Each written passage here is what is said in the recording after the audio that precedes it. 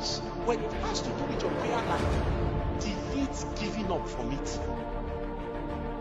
If you find out that you are a man, there is nothing like I will give up or I have fainted. No.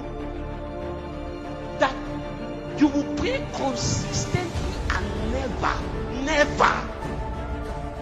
That means there is no quitting to prayer until Jesus returns. Prayer will continue. That is why he tells you that my house shall be called what? The house of what? Have you seen the reason why prayer is the most attacked venture in the church?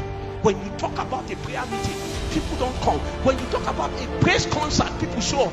He never told you that men ought always to praise, but men ought always to pray.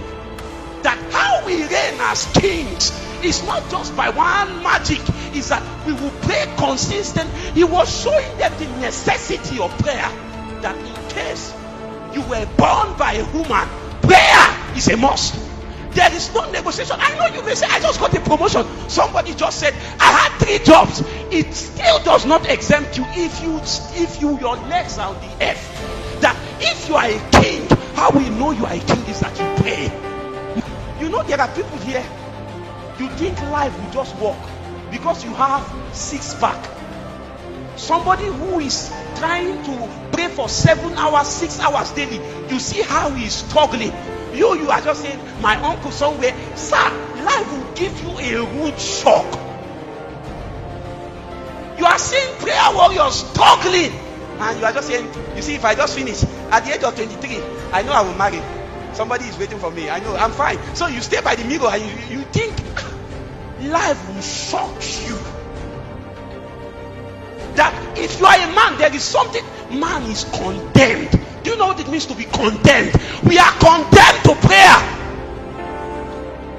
How we know a man is not by 6-packs. How?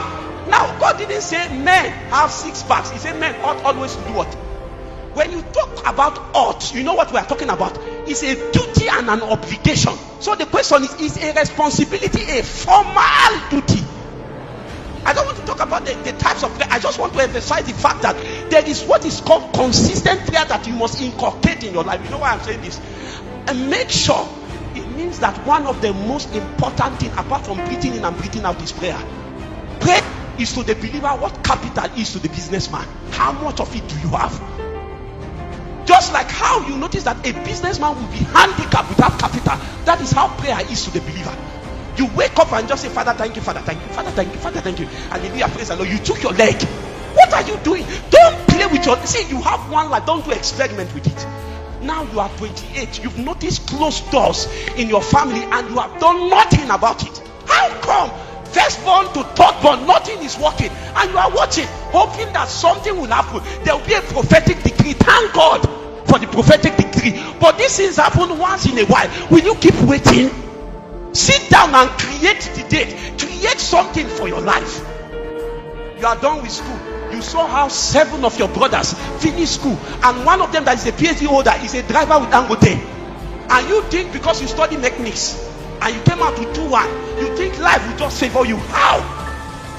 Men. Some of you wake up in the night time. You felt as though somebody slept with you. You just, Father, thank you. I reject it in Jesus' name. And you go back to sleep. There are people here as I speak to you. Sometimes if you stay alone, you sense that somebody is with you. The first time they came and slept with you. Second time they came and slept with you. And every time you wake up wealth. And you think it's normal. Man! You are joking with your life.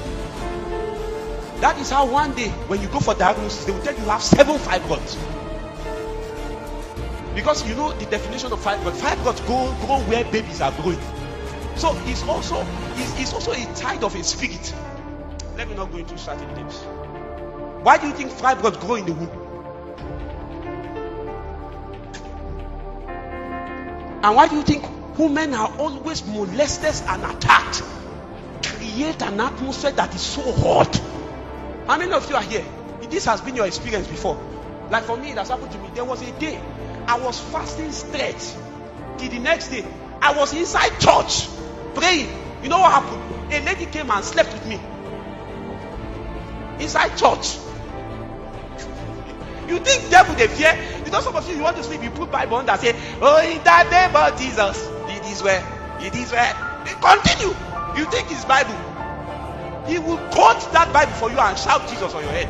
Have you not been there? They are pressing you. You are trying to shout Jesus. You do. It didn't come out. When Satan mean you. See, that day I woke up. I said, what kind of nonsense is this? You mean inside church you followed me to church? Yes. Fire kabanta kastopeleketa. Anytime you see that kind of nonsense molestation, you are touching something in the spirit, and they came to discourage you. So the aim is to tell you that you mean after your 2 days drive and your 5 hours prayer, it still didn't work. It's a lie. Consistent prayer is what gets the job done. Next day you come back, the kalita kapa, shebeleketo, zombratanto kapa, liga parastope, radina kakakapa, zuzu paras. That is how kings reign.